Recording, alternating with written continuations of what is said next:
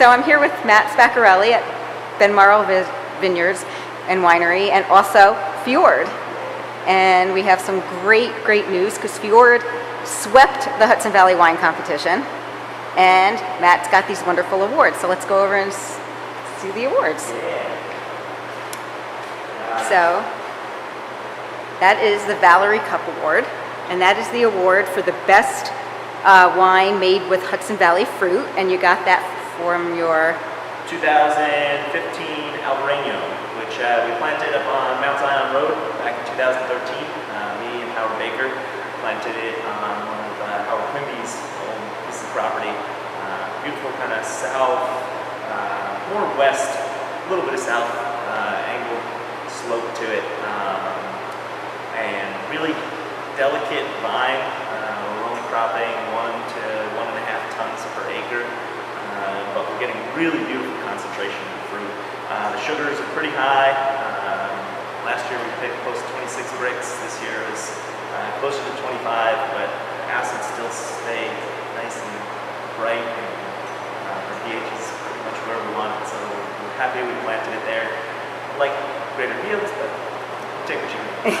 and how is it this year? How does it look after you harvest it? Really good. So Albarino is, when people think Albarino, they think Galicia, northwestern Spain, and they have a relatively different climate than the rest of Spain. It's a little bit wetter, a little bit cooler there. Christoph Brown actually kind of planted the seed in my head years ago. He said, what about Albarino in the Hudson Valley? People think it would be too cold here, but it's relatively cold hardy, not like Cabernet Franc or Chardonnay or Pinot, but it can survive the winters if you treat it well. We're doing pretty good with it. So. That's good. That's good. It's not going to run away. No. And let's see, the next award we got was Best in Show, and that was also for 2015 Albarino. So yeah, we're really happy with the wine. Not just the Albarino, but the other wines that we're producing as well. We're sourcing Cabernet Franc from our estate vineyard. The Albarino is estate. We have some Riesling coming in from grapes that we grew in 2016 and on. And then we also source some fruit from the Finger Lakes, some Riesling 2014, but everything moving forward will be Hudson River region Riesling. And we get some Merlot and Sauvignon Blanc from Norfolk, Ohio. And then we have the next award, which is the Winery of the Year Award for Fjord, which is, this is just really great because Fjord is just barely open. Yeah, we're just starting. So Fjord Vineyards is a collaboration between me, my wife, and some local growers, Howard Baker, Henry's, which are descendants of the Quimby's. We have some grapes on their property. And we're doing all the small lot stuff. Working here at Benmarl, I've had complete reign of creativity. But with Fjord, we wanted to do something a little bit smaller and a little bit more experimental. If that makes any sense. We're lucky because we're, the chalkboard is white clean, so we were really able to play around with stuff and yeah. So, want to tell everyone where Fjord is located and if it's open and if people can go there to taste? Yeah. So right now, our tasting room is still under construction. It's at our Ridge Road Vineyard where we have our Cabernet Franc planted, and some Sable that we use for Benmarl's production there. It's going to be a pretty small tasting room, no bar, just kind of table service for tastings, a little bit slower paced. Not really sure when we're going to open. We're hoping this weekend, but it looks like it might not be till spring, just because weather's going to start getting cold. It's more of an outdoor space than indoor. It's only 30 by 30 inside the barn. So.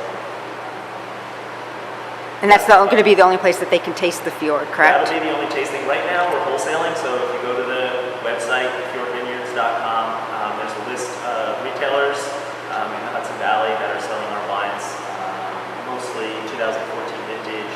There's a couple places, Arlington Wine Spirits and Artisan and Beacon, that are carrying our 2015 Albarino. It's really small production, so I think we only have three wholesalers on that account. And they each have a case each, right? Yeah, well, I think it's Yeah. doing pretty well. People are excited about the wine. There's a couple restaurants here in town. You have Henry's on the Farm, Perch down in town, where you can find some of our wines. So, and then there's another, again, on the website, there's a list. And you can always call us up, go straight to my cell phone. So if I don't pick up, I'm probably like in a tank or pressing grapes up right now, so leave a message and we can ship stuff out to you. So since we're in the tank room, let's talk about everything that's new here, because you've really expanded. Yeah, so over the past couple of years, with the conception of Fjord Vineyards and Benmarl's production picking up as well, we've invested in some new tanks. We doubled our temperature control capacity, which is really essential for white wines. And it's been great. We got a new chiller. Our old chiller was a single tank chiller, so I spent a couple hours a week just moving it around and fixing it all the time. So now we have, each of our tanks have their own temperature controller, so I just kind of set it and don't forget about it, but don't have to. Not like a crock pot. Yeah, set it and forget about it. No, you still have to,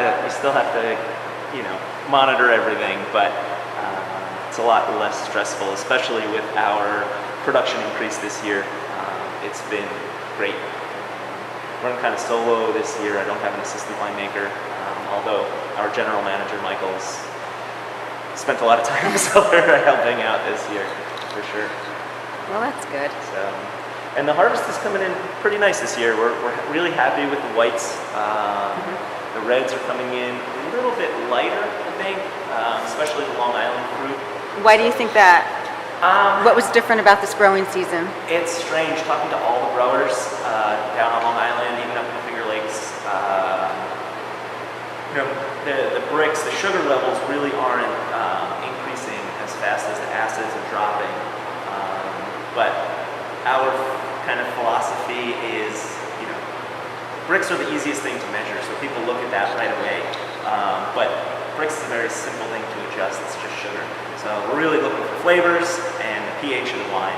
We want that stability there. We don't want that to go out of control. So long as the flavors are there, that's the vineyard is the most important part of winemaking. And if you can develop the flavors that you need to make the styles of wines that you want, then once the wine comes into the cellar, that's when winemaking comes in. We have to tweak things here and there. But I would say there's no bag of Cabernet Franc flavor that you can dump in. Right. It's all got to come out of the vineyard. Right. So. And now, speaking of coming out of the vineyards, can we talk a little bit about the soil composition here at Benmarl and at Ridge? What type of soil do we have the grapes growing in, and how does that impart the flavors of the wines? So here in the Hudson Valley, it's the soil types are very diverse. Even on single farms, they can be very, very different. Here on the home farm at Benmarl, we have really shallow soils with slaty subsoils. So there's even rock outcroppings in the vineyards where we can't even grow anything, just big rocks sticking out. Right.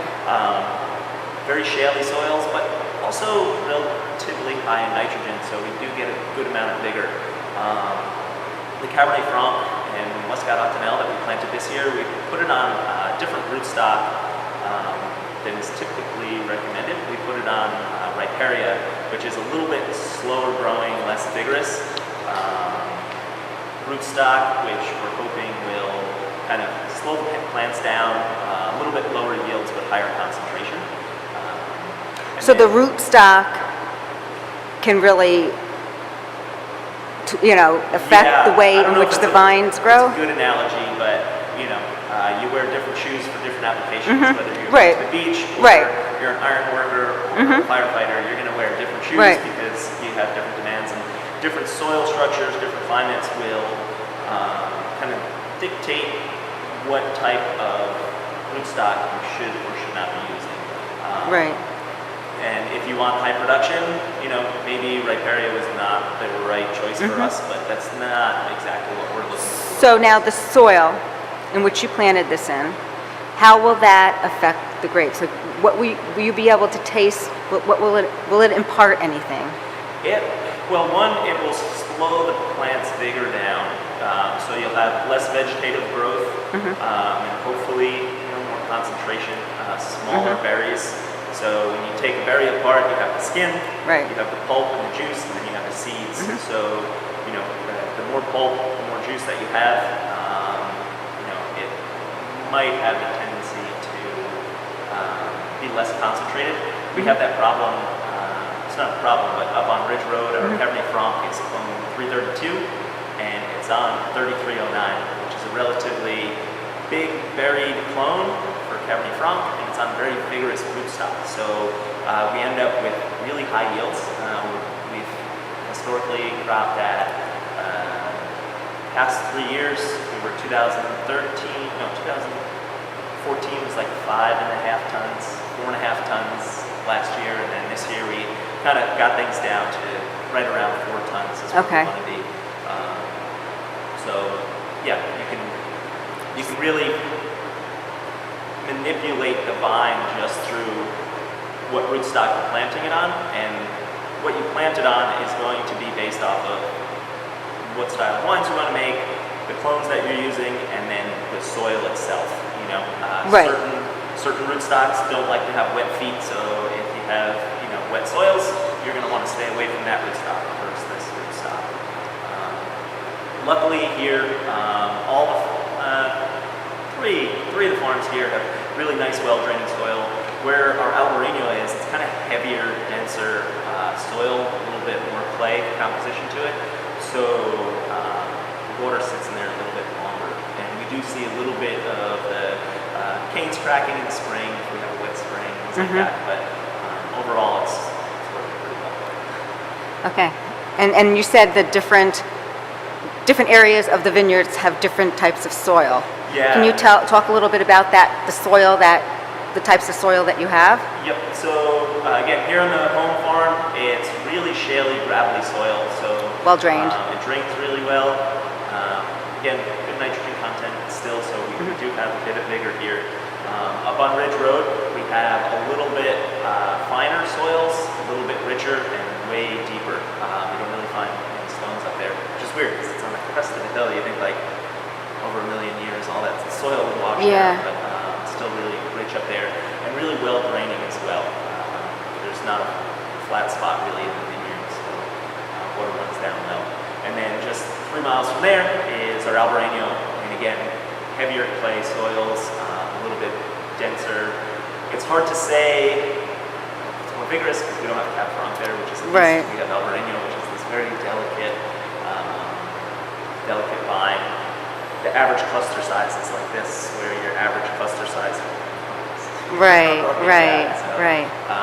you're not talking apples to apples, but definitely different soil structures.